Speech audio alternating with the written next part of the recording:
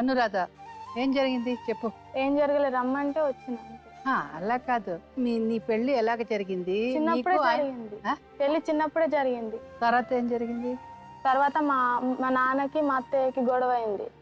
గొడవైన వాళ్ళే ఈయన వెళ్ళిపోయిన తర్వాత మా నాన్న వేరే వాళ్ళకి ఇస్తానని కోపంతో వేరే వాళ్ళతో నిశ్చితార్థం పెట్టుకుంటానని మాట్లాడుకున్నారు అంతే. వాళ్ళ ఇల్లు చూపించడానికి నన్ను తీసుకెళ్ళిర్రు. వద్దు నన్ను నేను చేసుకోనని వెళ్ళి వచ్చిన. మ్యాచ్ అయిన తర్వాత మా చిన్నమ్మ వచ్చింది. మా చిన్నమ్మ వచ్చి తీసుకెళ్ళింది. ఎక్కడ తీసుకెళ్లారు? హైదరాబాద్కి తీసుకొచ్చింది. తీసుకొచ్చి ఇంకో ఆయనకి ఇస్తానంటే నేను చేసుకోనని చెప్పి వచ్చేసిన. ఇంటికి వచ్చేసిన తర్వాత 3 సంవత్సరాల తర్వాత మా నాన్న చనిపోయిండు. మా నాన్న చనిపోయి వయసు ఎంత? 20. మెచ్యూర్డ్ అయిన 3 సంవత్సరానికి మీ నాన్నగారు చనిపోయారు. ఒకే కూతురా? ఒకే కూతురు. కొడుకు ఎవరు లేరు? ముగ్గురు కొడుకులు. మీ అన్ననా తమ్ముడా? ఒక అన్నయ్య, 2 తమ్ముళ్ళు.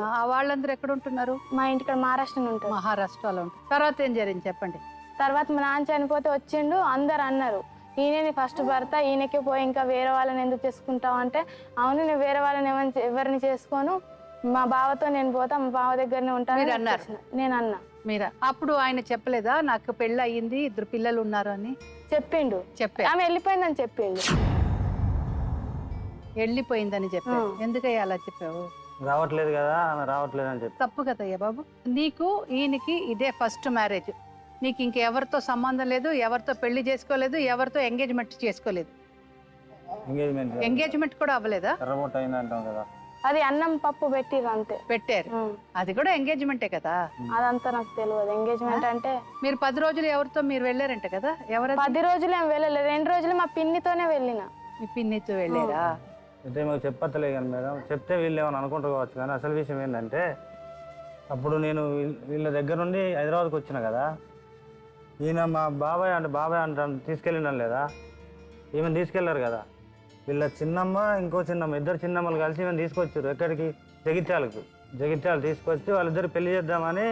ఎవరిద్దరు పెళ్లి చేద్దామని? మా బాబాయ్ 10 రోజులు పోయిందని అన్నారు కదా. అవును, ఆ బాబాయికి అమ్మాయికి పెళ్లి చేద్దామని తీసుకొచ్చారు. మరి ఎందుకు ఈ అమ్మాయి చేసుకోలేదు? చెప్పేదేముంది కానీ అబ్బాయి మరి నచ్చిందో నచ్చలేదో మనకు తెలియదు. 5,000 దండగా మా నాన్నకి కట్టించారు.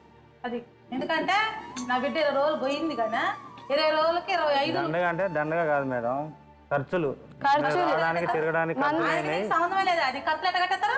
అప్పటికి మ్యాచ్ 20 రోజులు పోయి పంచాయతీ అయింది. 20 రోజులు పోయి 20 రోజులు ఉన్నాక నువ్వు 20 రోజులు పట్టం ఎత్తుక్కొని చెప్పిండండి నాకు అప్పుడు చెప్పారు. 20 రోజులు పోతే వాళ్ళకి ఫోన్ చేసి ఇప్పుడు కనుక్కోండి. నేను పోయినా అమ్మటం చెప్తారా? మీ అమ్మ నన్ను వదులుకుంటాను, దాన్ని వదులుకోరు. మీ అమ్మని చంపి సెంటర్ చేయను పోతాను. నన్ను ఏమైనా తల పెడితే నేను మొత్తాన్ని చంపుతాను మాట్లాడుతున్నామ్మా. ఈ పసురులన్నీ తాగి నేను మందులు పెట్టినని చెప్పి నన్ను చేసినమ్మా. మందులు నేను పెట్టలేదమ్మా. 20 సంవత్సరాలు సంసారం చేసి 5 పిల్లలు కానీ నన్ను మందులు పెడతానమ్మా. మందులు పెట్టని చెప్పి వాళ్ళిద్దరు కలిసి మాట్లాడుకొని బయటికి పోయి కక్కించుకొని వచ్చి ఆమె పెడితే నా మీదకి వచ్చిందమ్మా. ఇద్దరు నన్ను 2 నెలలు ఇంట్లో తెచ్చుకున్నందుకు పొట్టువాళ్ళు తీసుకొని 5 అడిగించుకున్నాము. చెల్లిలో పొట్టువాళ్ళు తీసుకొని నేను పాయకాల పడతాడు నేను మందులు పెట్టిందని చెప్పుకొచ్చిందమ్మా. ఆమెకి నన్ను ఇంత కేర్ చేయట్లేదమ్మా. 20 సంవత్సరాల సంది నన్ను ఏదిస్తున్నా నేను వదులుకోలేదమ్మా. ఇప్పుడు నన్ను వదులుకుంటూ కిరాయి కట్టుగా నేను పక్కన కమ్మలంటే పిచ్చికిన్నాయి బంగారు పెట్టి పిల్లలు కిరాయి కట్టుకున్నాం. మీరు 2 నెలలు నేను ఇళ్ళలో పనికి ఎప్పుడు పోయాను. ఇప్పుడు ఇళ్ళలో పని పోతున్నా 2 నెలల నుంచి.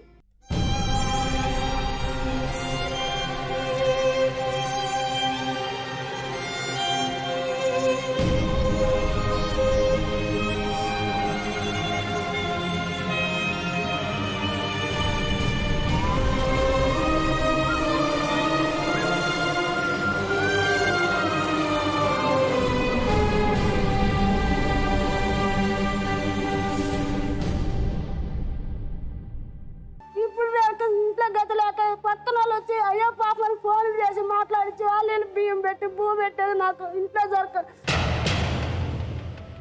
ఆ మాటలు ఏంటాడు, మా మాటలు అసలు అన్నీ మా మేము సాడీలు చెప్పి కొట్టేస్తూ ఉంటాం. అది ఏమని వాడి మీద అనుమానం పెట్టి నాకు ఓ తెలిసినప్పటి నుంచి ఆమెను కొడతనే ఉండమ్మా. నాకు ఓ తెలిసినప్పటి నుంచి ఆమెను కొడతనే ఉండి ఉడుకుడు పప్పు నెత్తిన పోసిండు. కాలుతో దండితే మూతి అంతా పలిగిపోయింది ఆమె ఇంట్లో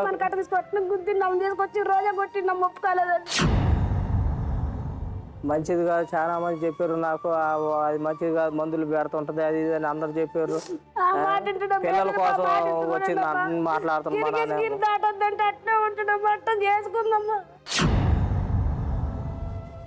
ఆమె పిల్లల కోసం నీ కాడికే రావాలంటే నా ఇష్టం, నువ్వు వచ్చింది నా కాడికే, నేను కావాలని వచ్చింది అని మాట్లాడుతున్నా. ఆమంటే మామూలు ఉండడం మామని ఎక్కడికి పంపించడం కావాలమ్మా.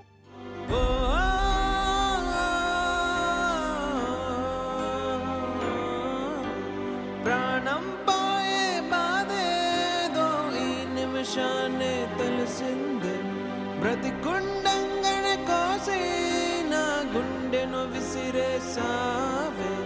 ప్రాణం పోయే బాధేదో ఈ నిమిషాన్ని తెలిసింది, బ్రతికుండంగనే కోసి నా గుండెను విసిరేసావే.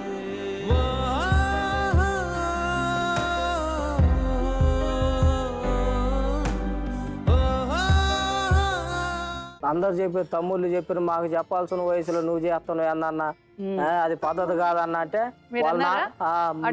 మేము అడిగినాము, మా బాబాయ్ వాళ్ళు కూడా అడిగారు. బాబాయ్ వాళ్ళు కూడా అడిగారు. అంటే ఏమంటారు? నా ఇష్టం, నేను ఎట్టానే చేసుకుంటా, మీదేంది అని మాట్లాడిన వాళ్ళని. వాళ్ళ నాన్న అడిగితే ఎవడిరు నువ్వు నాకు చెప్పడానికి అని మాట్లాడి. నాయనమ్మ అడిగింది, అందరినీ బెదిరిస్తాను కొట్టను పోతాను మేనకు, వాళ్ళు ఏం చేస్తారమ్మా భయపడతారు వాళ్ళందరూ. ఏం చేయడం గీయడం లేదు, అడుగుదాం ఇప్పుడు వస్తే. ఏంటి ఆయన చేయడం? ఏం చేద్దాం అనుకుంటున్నావు కొంటమ్మా?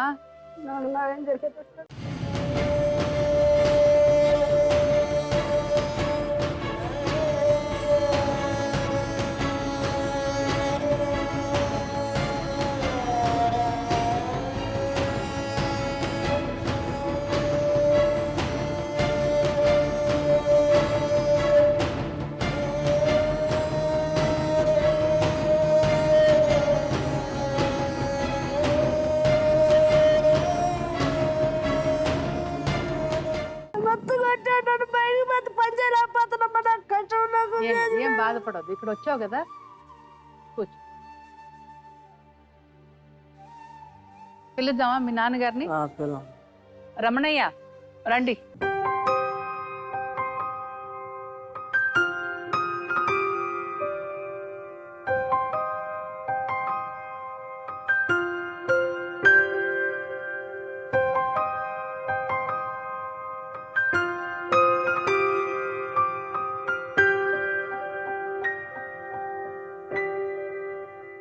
కొడుక?